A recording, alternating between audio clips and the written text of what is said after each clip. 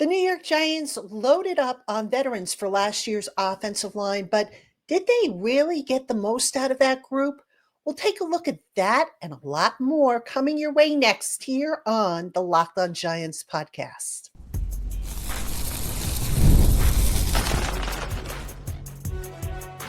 You are Locked On Giants, your daily New York Giants podcast, part of the Locked On Podcast Network, your team every day.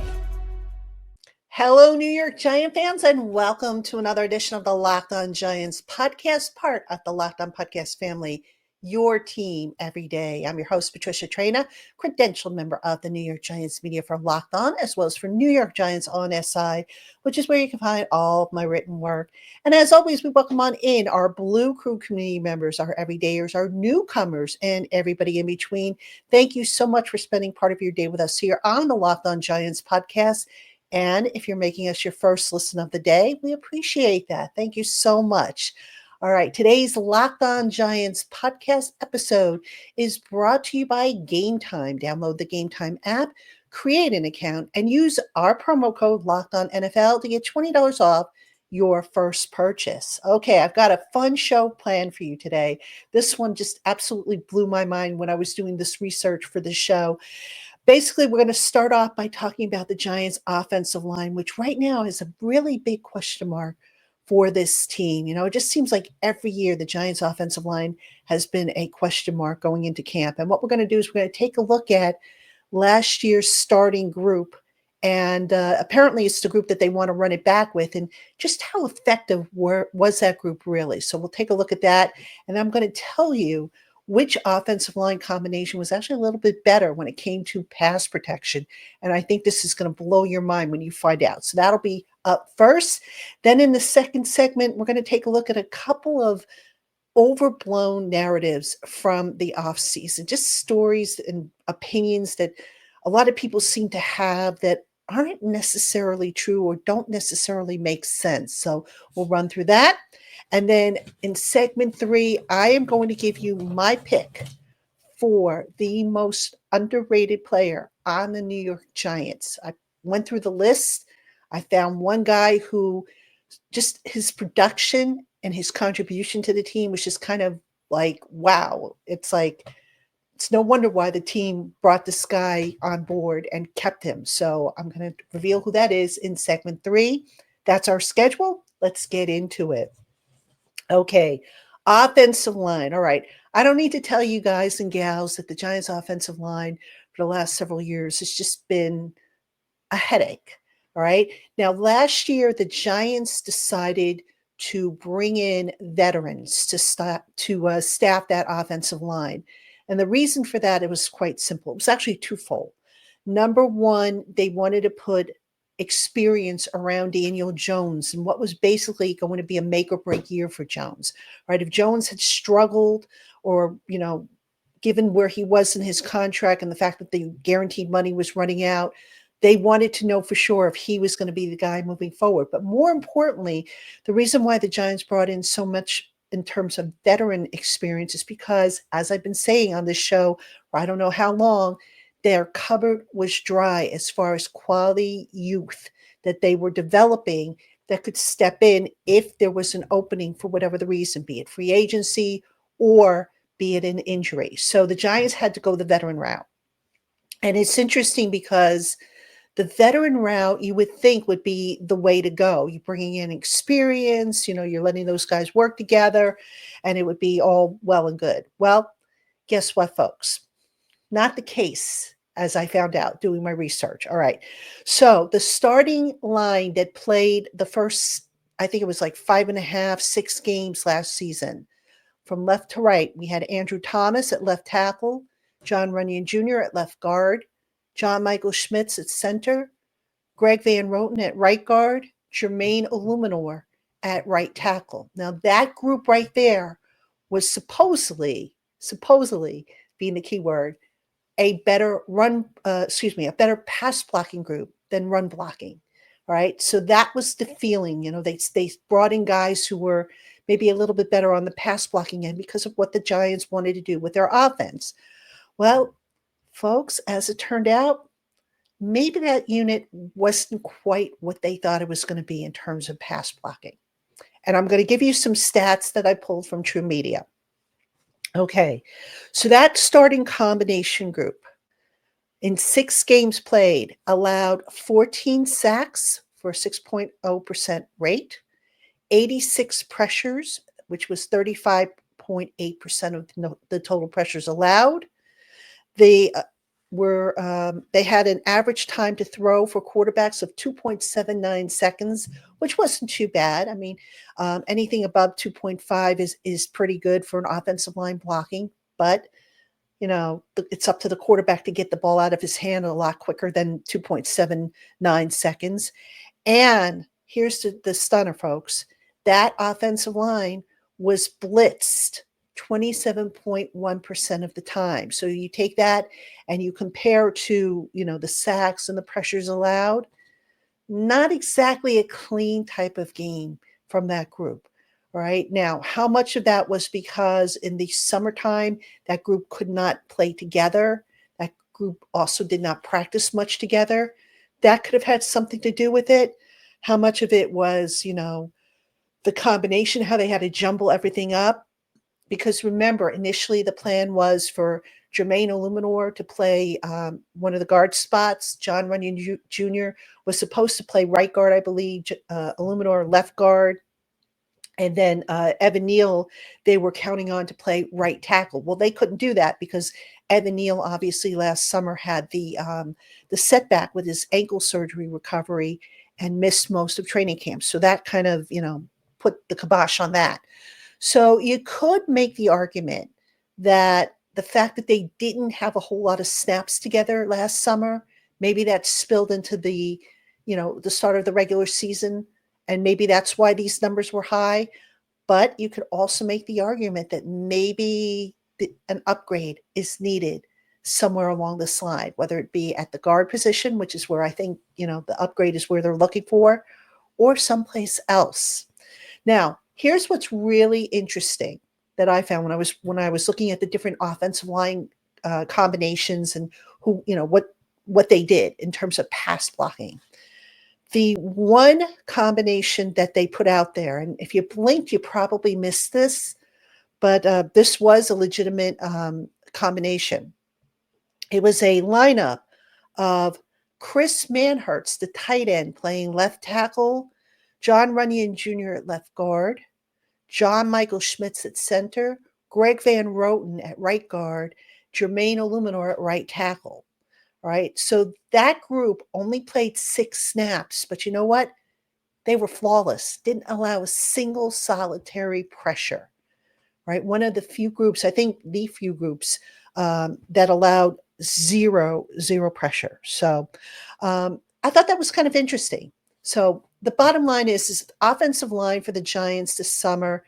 The Giants coaches talk about, continuity, experience, year 2, they're going to be better together, but they got to play together. All right. So right now, as I record this, this is for Tuesday's show. The Giants rookies are reporting to camp today on Tuesday. The veterans aren't due until next week, but the questions right now for the offensive line is, will Andrew Thomas be ready, or is he going to land on PUP? And if he doesn't land on PUP, how much work is he actually going to be able to do? How are they going to split up the reps? Because obviously they're going to want to put Evan Neal in at guard and see how he does. So there's a lot of uncertainty about the offensive line moving forward that they've got to sort through this summer. It's going to be interesting to see how it all plays out. But certainly that's, a big question mark. Now, for those of you wondering, which was the worst offensive line combination the Giants fielded last year, I have that answer for you as well. The worst combination was Joshua Ezeudu at left tackle, Runyon at left guard, John Michael Schmitz at center, Van Roten at right guard, and Illuminor at right tackle. They only played one game, if you remember, one game last year. And in that one game, they allowed 8 sacks, which was 21.6% of the sacks given up, 16 quarterback pressures, 41%. They had an average time to throw for the quarterbacks of 2.95, but they weren't blitzed. So those numbers in one game, not very good, right? So I doubt we're going to see that combination again moving forward. I just not a very good combination. It's no wonder why the coaches pulled the plug on that after one game. All right, coming up next, we have some narratives that have been kind of floating around all off season, some of which are overblown. I'm going to give you a few. Hey, Giant fans, we've all been there, logging on early and waiting forever for concert tickets to go on sale, only to lose your spot for a show you've been dying to see. Live music should be about making memories, not dealing with the stress of ticket shopping. That's where Game Time comes in. Game Time makes getting concert tickets faster and easier than ever. Prices actually drop as it gets closer to showtime, and you can save up to 60% off with their killer last minute deals. Ever wonder what your view will actually look like before you buy? The app shows you a panoramic seat view so that there are zero surprises. With Game Time, the price you see is the price you pay. There are no hidden fees. Worried about what happens if plans change? The Game Time guarantee has your back with cancellation protection and more. Take the guesswork out of buying concert and show tickets with Game Time. Download the Game Time app, create an account, and use the promo code LOCKEDONNFL to get $20 off your first purchase. Terms apply. Again, create an account and redeem promo code LOCKEDONNFL to get $20 off. Download the Game Time app today. Last minute tickets, lowest prices, guaranteed. All right, Giant fans, welcome back to Locked On Giants. I'm your host, Patricia Traina. And as I mentioned at the top of the show, the Giants reported to minicamp today. The rookies did on Tuesday. So the next few days, the rookies will probably be in like classroom sessions and orientation sessions and whatnot. So no media access this week. We don't get our first media access until the 23rd, which is the first day of practice of training camp. So that'll be next week. But we are here now 5 days a week for you. We'll be covering all the news. We'll be breaking down some more stuff. I'll be digging out more research for you just to kind of get you through until we get to training camp, and then look for reports, clips, shorts, all that good stuff from me here on Locked On Giants, as well as over on New York Giants on SI. Hope you will check all that out. All right, moving on to the next topic on today's show. There are a bunch of narratives that were floated around about the New York Giants, different opinions and whatnot. And I want to talk about some of the most overblown narratives and why I think, they're just, I think people are making too big of a deal out of it. Okay, I'm going to start off with the schedule argument. Now, everybody and their uncle seems to think, oh my God, the Giants have the toughest schedule. They're coming off of a franchise worst 3-14 record. This is going to be another long year. Don't expect much from the Giants. They're going to struggle, yada, yada, yada. All right, a couple things, folks. First off, the Giants improved their roster. All right. I realize the other teams did as well, but the Giants really put a lot of emphasis on improving areas of the roster that were just a disaster last year. So before we write off the season, isn't it fair to kind of see how this unfolds? Do they stay healthy, which of course was a problem last year? Do they play better? Do we see signs of progress from week to week? That would be number one. But if that's not good enough for you, let me give you some stats and some trends that I found. All right. Now, this is from NFL Research, and hat tip to Giants.com because they actually were able to get this. And I found this information very interesting. According to NFL Research, 4 out of the 5 past teams who had easy strength of schedules missed the postseason the following year. All right. They included the 24 Saints, the 24 Falcons, the 23 Falcons, and the 22 Commanders. All right. So, in other words, an easy schedule is not automatically a ticket to the postseason. All right. Continuing onward, the 23 Eagles and the 21 Steelers had the toughest strength of schedules, but they made the postseason. Again, why?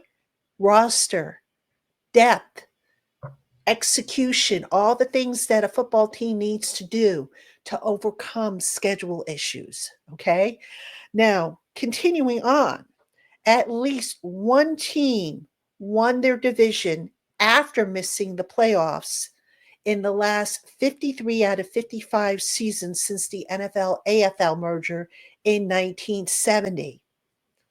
So, for those of you who say, don't expect much from the Giants, it's going to be a long season, they're going to be in last place, folks, there's data here that says that's not necessarily the case. Now, will the Giants be their own worst enemy with drive killing penalties, mistakes, drop passes, missed blocks, blown assignments?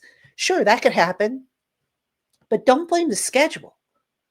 The schedule is what it is. We all knew what the schedule was going to be. I mean, there's a website that tells you who the opponents are going to be for like the next several years. So it's not like, somebody in the NFL office woke up one day and said, oh, you know what? I think we're going to give the Giants the toughest schedule possible.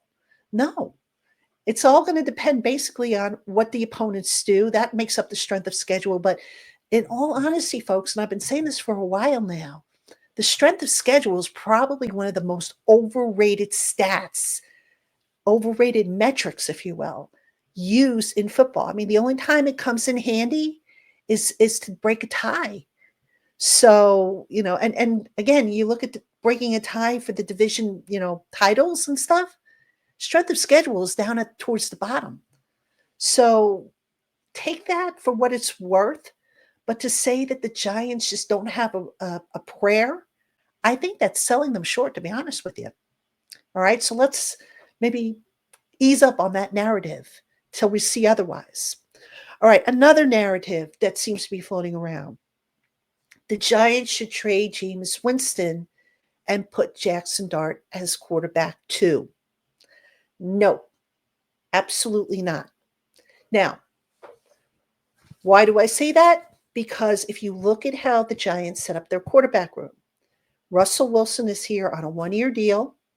After this year, I don't see him being re-signed regardless of what happens. Jameis Winston is here on a 2-year deal.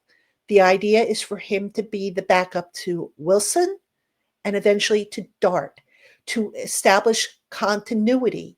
All right. So you're going to probably see Winston and Dart on the sideline when Wilson is out there.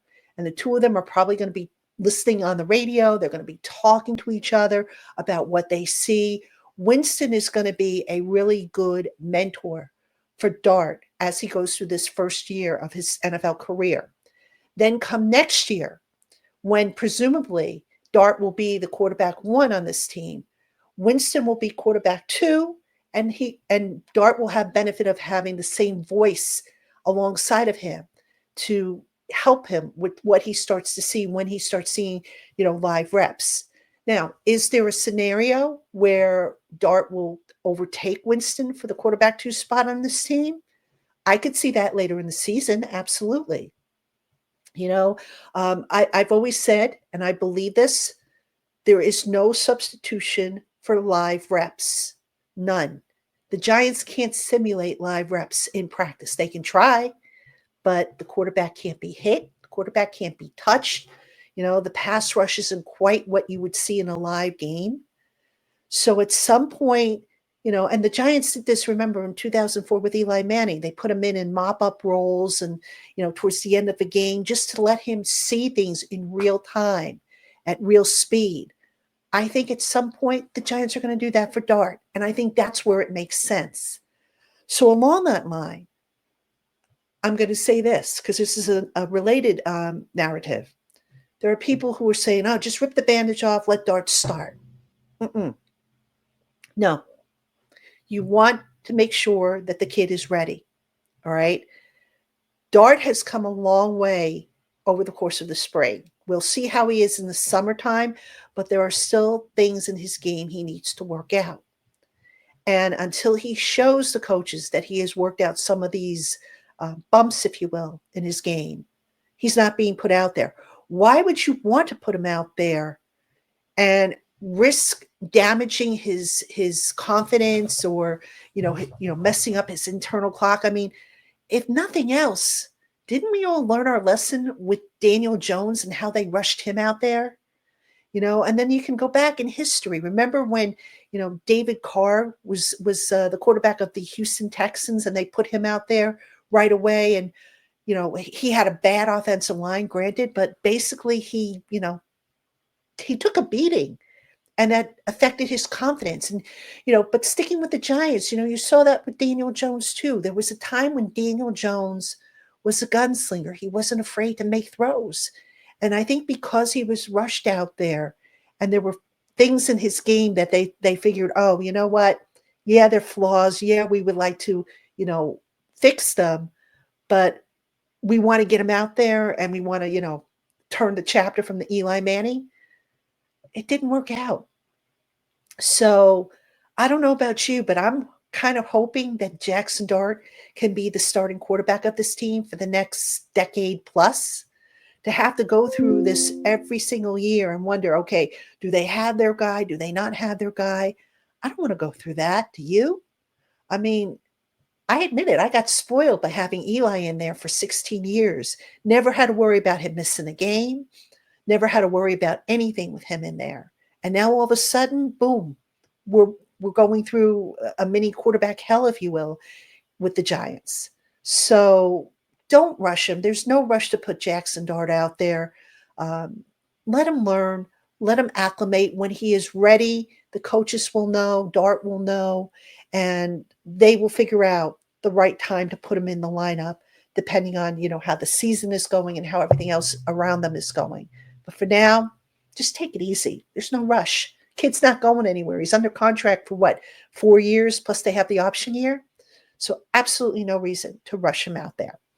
All right, coming up next, I am going to give you a surprising pick for probably the guy you can say is the most underrated guy on the New York Giants. And it's not who you're thinking.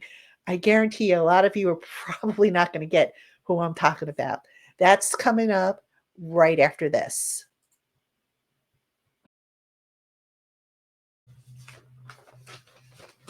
All right, Giant fans, welcome back to Locked On Giants. I'm your host, Patricia Traina. We are back 5 days a week. It is so good to be back.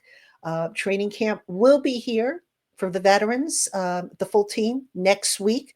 The rookies have reported, as you probably are seeing this. If you're seeing this pod on Tuesday, the rookies have reported. Some of them came in on Monday to get acclimated, to get fitted with their equipment, get their physicals and whatnot. So again, the media is not going to have access to the first few days here of camp while the rookies are in, because it's an acclimation process.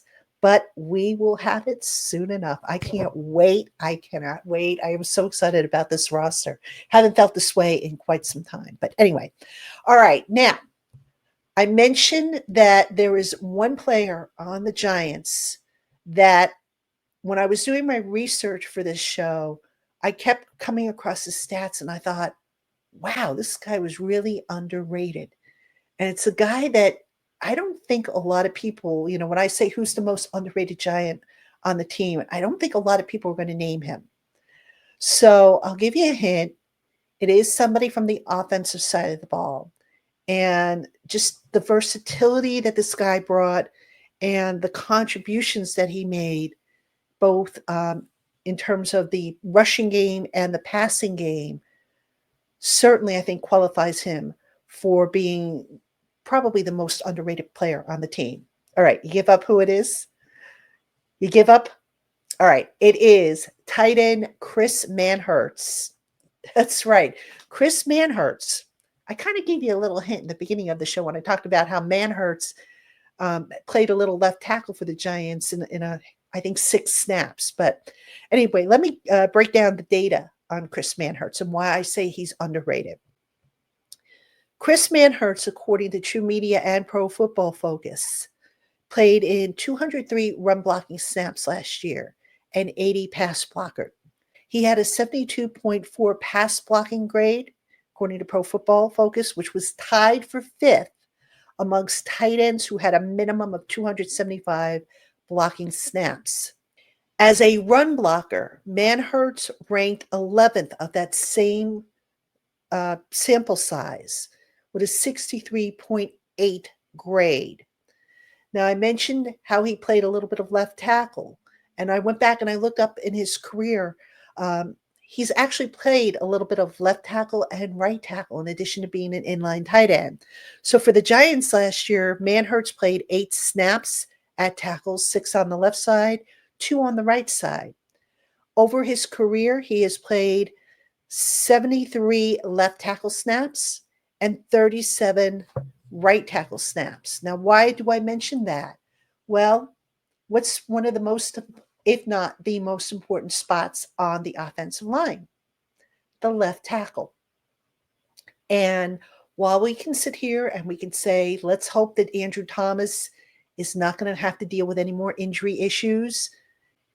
Even though the Giants brought in like a James Hudson and a Stone Forsythe to compete for the swing tackle role, if injuries begin to pile up there, isn't it good to know that if you need Chris Manhertz to go in there in an absolute pinch, and I want to stress he's not the, every down answer, but if you need him to kind of mix things up, he can do it for you. And this is a guy now who doesn't give you a whole lot in the actual passing game. He's not going to be frequently targeted. But hands down, he was the best blocking tight end the Giants had.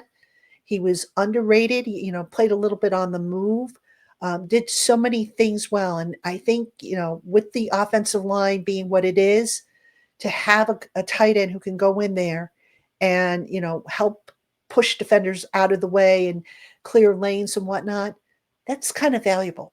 And it's something that, you don't really appreciate until you kind of break it all down and you say, wow, the Giants were more productive when he was on the field as a blocker, whether it be pass protection or run blocking. So Chris Manhertz, who the Giants brought back on a 1-year deal, he's my choice for the most underrated player on this team from the veteran group. All right. Now, here's the thing with Chris Manhertz. He missed most of the spring with an undisclosed ailment. Whatever the ailment was, I don't think it was that bad because he was out on the field, standing around watching. If it was a lower body injury and it was really bad, I don't think they would have put him out there and let him stood out there on the field. Could be wrong, but whatever it was, he just seemed, to be hanging around, and you would like to think that he's a little further along in whatever rehab he was doing. Now, hopefully it wasn't a shoulder issue because obviously shoulder, upper body, that could affect the blocking aspect of it. But Manhertz really came on strong for the Giants last year. And I think he was by far one of the most underrated veterans they had on that team last year. He's back for another year, so we'll see. I think he makes the roster. I'd be surprised if he doesn't. That said, obviously there's going to be competition. You figure Theo Johnson's going to be a lock. Daniel Bellinger should be a lock. Then do they keep 4? At which point it would be Manhertz and maybe Thomas Fidone II? Or do they say, you know what? Fidone can do what Manhertz does, so we're going to go with 3 and cut Manhertz. That's what we're going to find out when we get to training camp. And again, training camp starts next week when the entire team comes together, takes the field on the 23rd. We will be there. I'll be there. I'll have updates for you.